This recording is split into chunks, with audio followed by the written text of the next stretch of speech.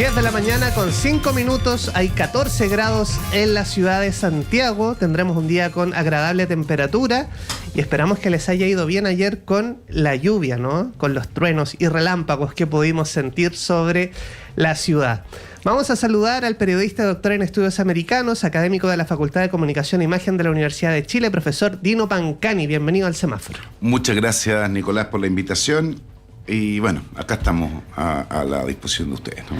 Bueno, hay harto que conversar sobre esta publicación que se presenta el lunes. Se llama En los bordes de la ilusión, la comunicación política en el gobierno de Gabriel Boric. Y Dino fue editor y coordinador de este proyecto que reúne artículos e investigaciones de estudiantes de quinto año de periodismo. ¿Cómo nació esta iniciativa? De la Universidad de Chile, por cierto. De la Universidad de Chile. Sí, es y aprovecho de agradecerlo, ¿no? a la dirección de investigación y creación de mi facultad. Me propusieron, yo había hecho un ejercicio similar con estudiantes en torno a las memorias, hace algunos años atrás, y me propusieron que hiciera un ejercicio similar en un curso que doy que se llama Comunicación Política y Espacio Público con las y los estudiantes, ¿no? Entonces, de alguna manera, lo que hice fue proponerle a los estudiantes, fue parte de su calificación, es dividir en algunos segmentos la comunicación política y que trabajaran de manera individual determinados temas, ¿no? Como la seguridad, el feminismo, la vivienda, la salud, la educación, etc. Siempre teniendo como referencia dos. Uno, las comunicaciones, porque no es una evaluación a la gestión del gobierno, es una evaluación a las comunicaciones del gobierno, en donde se topa necesariamente con la gestión también. Eso es una parte, y la segunda es que haya mucha evidencia, es decir, que si bien hay opinión, pero que no sea especulativa, sino que haya evidencia en la crónica que cada una y que cada uno de ellos fue escribiendo. Bueno, hay temas súper interesantes. Se abordan, por ejemplo, grandes tópicos: sociedad, economía, relaciones internacionales, movimiento social y grupos de poder. Y quisiera preguntarte sobre el proceso de edición de este libro. Uno ve y escucha al presidente, ¿no?, cuando envía mensajes a través de distintas plataformas, las cadenas nacionales, las redes sociales, las entrevistas, la relación con la prensa. Quería preguntarte qué tanta estrategia hay, o vieron ustedes que hubo en este gobierno del presidente Gabriel Boric, o es más bien un personaje político espontáneo. El proceso es que tenían dos referencias, ¿no? Una es que es el programa de gobierno, es decir, hay una relación, ¿no? En cómo llegué cuando concursé para ser presidente de la República, ahí había una referencia, cuál era el compromiso adquirido con la ciudadanía. Y dos, las cuentas públicas, que hay una mezcla ahí entre compromiso y un avance de lo cumplido, ¿no? Yo diría que lo que vemos es lo espontáneo puede ser un tanto positivo, ¿no? Pero hay una espontaneidad que a veces uno tiende a aceptar y a felicitar también, ¿no? La espontaneidad tiene que ver con frescura. Con frescura lo digo en el mejor sentido de la palabra frescura, ¿no? Yo diría que en muchos aspectos hay una carencia de estrategia, ¿no? O una estrategia a mediano y largo plazo. Lo que aparece ahí son más bien iniciativas para la semana, ¿no? Para poder ir sorteando una agenda pública que en general no es el gobierno el que la ha puesto, sino que la pone la derecha o abiertamente los medios de comunicación que adscriben también a la derecha, ¿no? Que tradicionalmente son la voz pública de la derecha, que cada vez lo esconden lo esconden menos, ¿no? Seguimos conversando con Dino Pancani. Él es profesor de la Facultad de Comunicación e Imagen de la Universidad de Chile y editor de este libro, En los bordes de la ilusión, que se presenta el lunes al mediodía en Sala Máster de nuestra emisora, Miguel Claro 509. La invitación abierta, ¿cierto?, a venir a este lanzamiento. Absolutamente abierta. Quisiera preguntarte también, Dino, el otro día el diputado Gonzalo Vinter, acá en Radio Análisis, decía que uno de los grandes falencias o errores de este gobierno fue no haber tenido o haber puesto foco en medios de comunicación y espacios para comunicar el proyecto del Frente Amplio. En ese sentido, este gobierno encargó un informe que se llamó Más Amplitud, Más Voces, Más Democracia, en el que participó con mucha fuerza la Universidad de Chile. Y quisiera que volvamos a este informe del año 2022. ¿Cuáles fueron los principales hallazgos y qué pasó después con este informe en la práctica?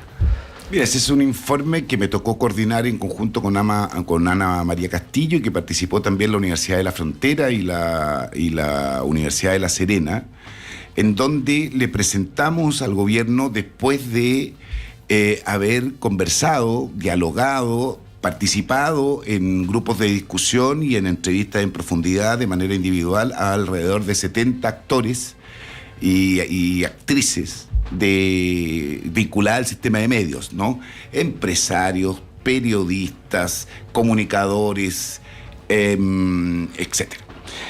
Elaboramos 37 medidas en varios ámbitos. Uno que tenía que ver con el tema de educación, algunas transversales como interculturalidad, educación de medios, y otros de manera muy específica, ¿no? Por ejemplo, el avisaje estatal, ¿no? Cómo repartir el avisaje estatal. El tema de las fake news también, ¿no? Cómo combatir las fake news, a pesar de que después hubo otro informe que se elaboró donde también la Universidad de Chile tuvo un rol destacado. Presentamos, de los cuales de estos habían 26 de estas medidas tenían que ver con gestión, no pasaban por el Congreso, ¿no? Yo entiendo que hay otras, como por ejemplo el tema de cambiar la ley de la radio comunitaria, eso pasa por el Congreso, ¿no? Pero habían 26 medidas que tenían que ver con gestión. Nosotros no pudimos hacerle seguimiento a ese informe, pues no volvimos a tener vínculo con el Ministerio, Secretaría General de Gobierno en torno a ese tema en particular, y a través de transparencia no hubo tampoco una claridad en las respuestas y en el rebote permanente que nos llegaron de la información que fuimos queriendo tener, ¿no? Entonces, a simple vista y siendo un observador y participante de ese entorno, ¿no? Que tienen que ver con los medios de comunicación, yo me atrevería a decir que es muy poco lo que se hizo, y tampoco sabría decir qué es lo poco que se hizo, ¿no? Hay ahí, a pesar de que ninguno de los programas de gobierno puso el tema de medios, está dentro de ese programa, ahí hay, para un gobierno progresista, hay una parte de un programa, ¿no? Es decir, yo puedo tomar eso, que además es muy consensuado. Participó Archi, participó Anatel. Los únicos que no participaron fueron los empresarios de la ANP, pero el resto participó, y yo diría que el espíritu que había cuando elaboramos ese informe era buscar consensos, ¿no? Era que fuese aceptado por una parte importante del sector, y yo creo que eso lo logramos, ¿no? Pero están identificados, hay un diagnóstico, se actualizó un diagnóstico que por lo demás es un diagnóstico, el tema de la concentración de medios, es un diagnóstico de hace 40 años atrás, ¿no? Es decir, los primeros gobiernos transicionales ya tenían esa identificación, y por ejemplo una manera de combatirlo era repartiendo el avisaje estatal de manera más equitativa. Sin embargo, han pasado muchos gobiernos, incluido este, en donde se sigue privilegiando Copesa, lo estoy pensando a propósito de la prensa escrita, Copesa y el Mercurio. Claro, el duopolio, el famoso duopolio de la prensa escrita. El informe está disponible en fci.chile.cl si ustedes quieren leer este gran trabajo desarrollado por la Universidad de Chile, la de La Serena y la de La Frontera, este informe llamado Más Amplitud, Más Voces, Más Democracia. Y seguimos conversando con el profesor Dino Pancani, y quisiera preguntarte por los principales cambios que uno detecta en el Gabriel Boric, diputado candidato a presidente, Gabriel Boric antes del fracaso del primer proceso constitucional, y este Gabriel Boric presente. ¿Podríamos identificar 3 etapas desde la comunicación política? Sí, yo diría que 2, ¿no? Yo juntaría en 2. Una es Gabriel Boric candidato, ¿no? En donde había un candidato que presentaba había un proyecto para Chile, había una propuesta para Chile, un candidato que tenía la capacidad también de emplazar, ¿no? De hacer un emplazamiento a los grandes poderes, hacer un emplazamiento también a la derecha política, ¿no? La frase más famosa será, señor Piñera está avisado, ¿no? Y luego un presidente en el cual yo diría que se dedica a administrar y a partir de eso tener un discurso como parte de ese establishment, ¿no? Acompañado muchas veces de una gestión también. Yo creo que quizás el ejemplo más elocuente es haber mantenido al general Yáñez hasta prácticamente todo el periodo, haberlo mantenido como director general de Carabineros y aparecer él como un socio del Cuerpo de Carabineros sin ninguna crítica, ¿no? No digo que el presidente esté contra el Cuerpo de Carabineros, pero indudablemente Carabineros venía saliendo de una crisis no solo de la corrupción al interior de Carabineros, sino que también de violación a los derechos humanos. Bueno, y se hablaba de refundar Carabineros en campaña. Sí, claro. Habló de refundar, después de reformar y después hablamos de que somos socios. Uh-huh. Entonces, eso yo diría que se capta y no hay una diferencia. Yo no soy de la idea de que se produce con el 4 de septiembre del 2022, se produzca ahí ese cambio. El cambio venía de antes. Y creo que la decisión, por ejemplo, lo ejemplifiqué con el general de Carabineros, pero también había una crítica hacia la gestión de la pandemia, ¿no?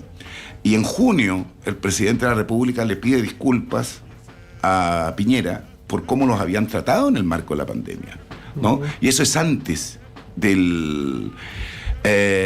inmediatamente después dice, bueno, en realidad otra cosa es con guitarra, ¿no? Y cuando yo digo otra cosa es con guitarra es que de alguna manera me equivoqué y tengo que hacerlo como mis antecesores lo han hecho, ¿no? Entonces, el sentido, el espíritu transformador del gobierno, yo diría que se acabó casi al ingreso de la moneda, ¿no? Cuando están ingresando, están dejando...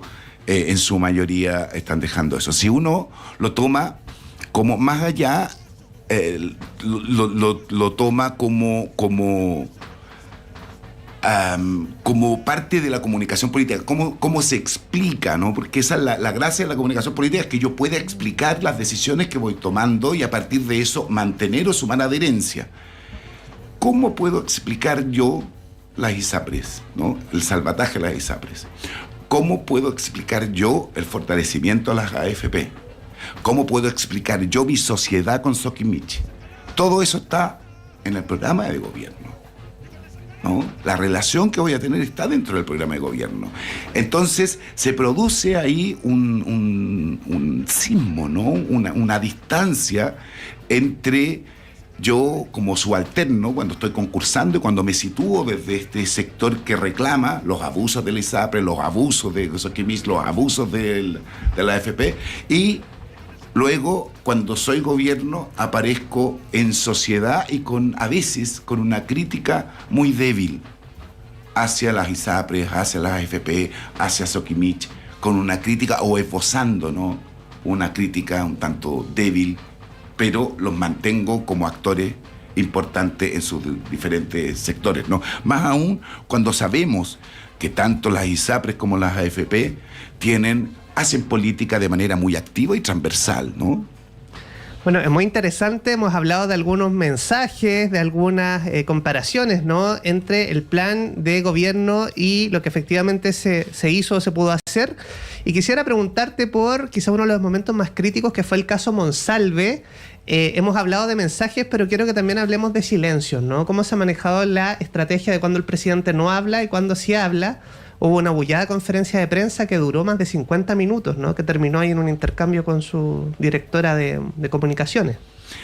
Claro, eso yo diría que casi que es como para una clase de periodismo, ¿no? Para sumarlo como parte de una clase de periodismo, porque yo creo que ahí convivieron probablemente estos dos Gabriel Boric, ¿no?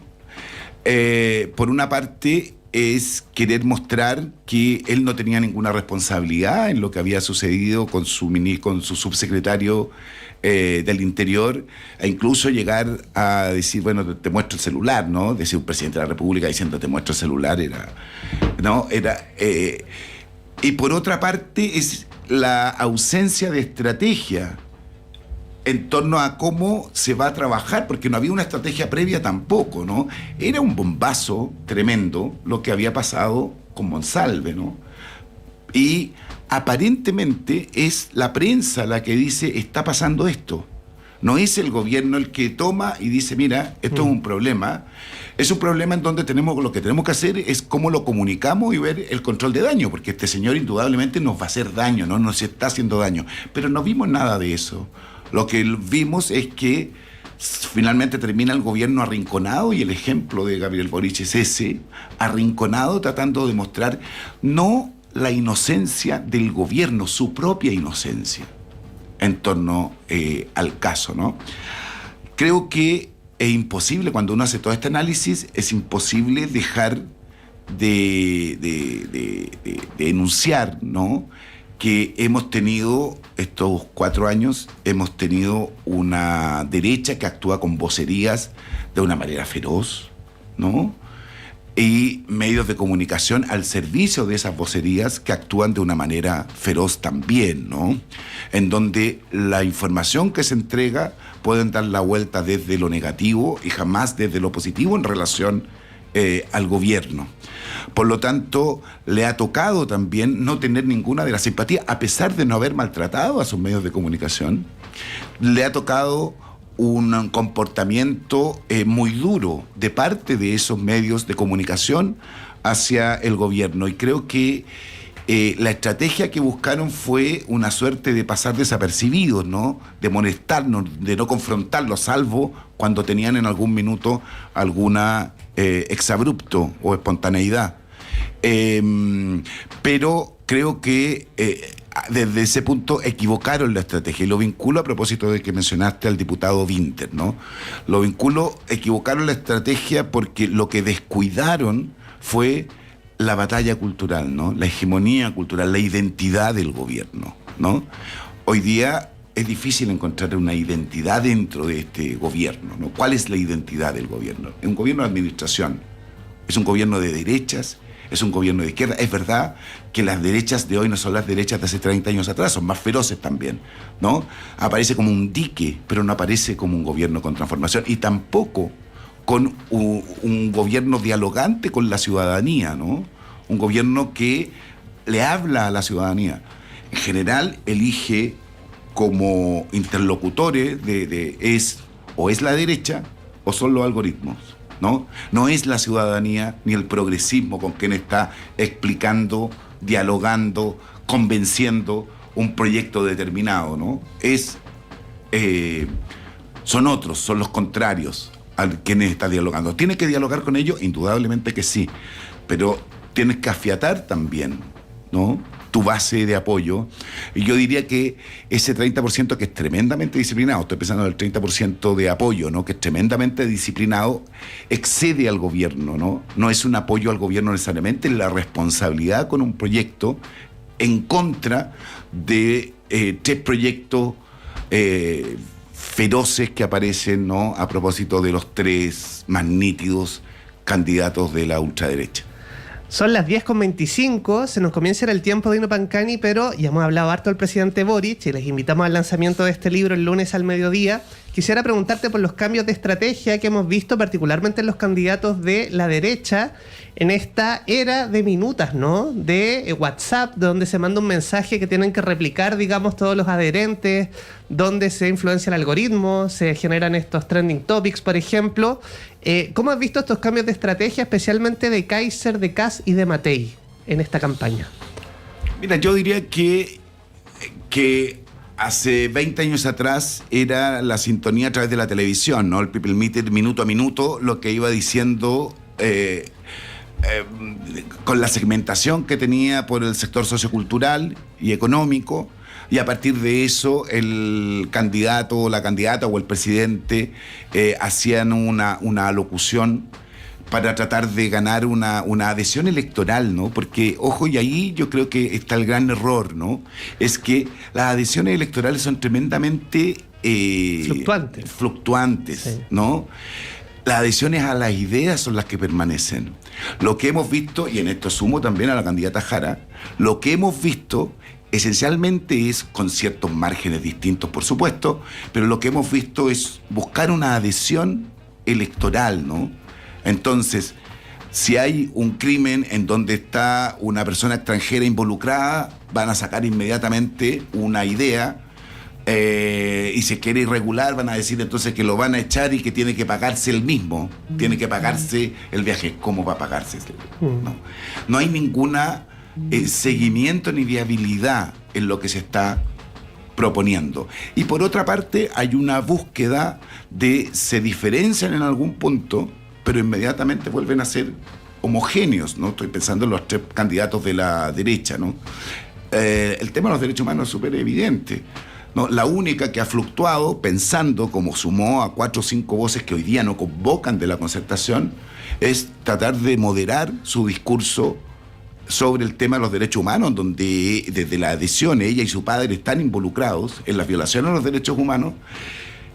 Lo que hemos visto es que dice una cosa la candidata Matei y luego sale la candidata Matei de verdad, ¿no? Cuestionando el Plan Nacional de Búsqueda.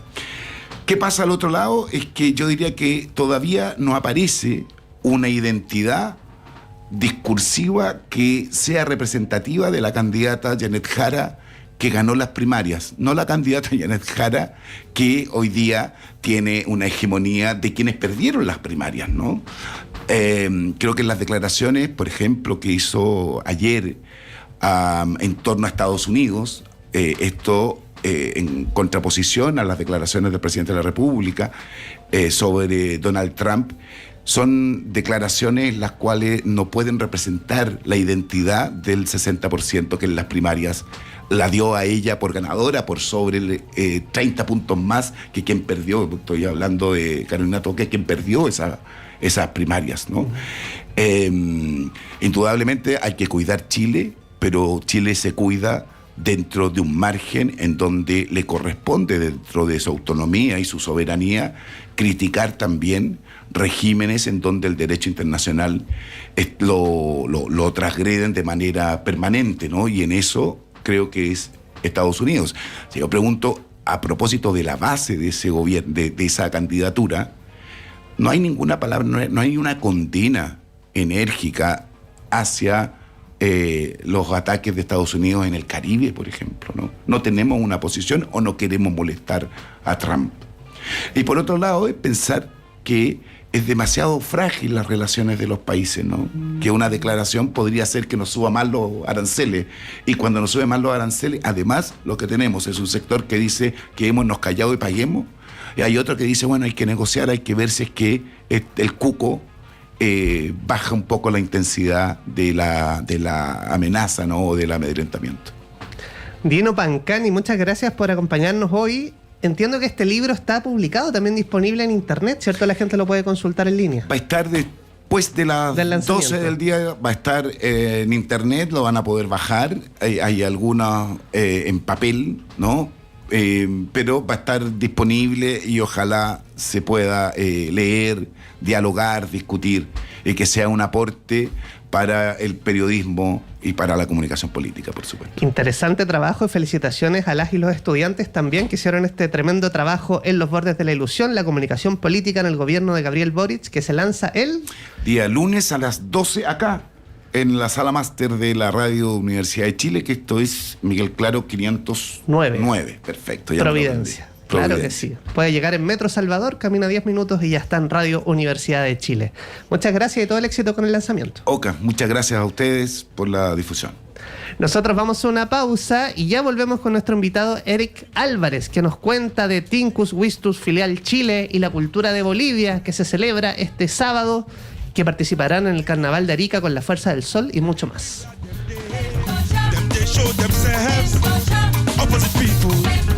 Everyone they dance for enjoyment.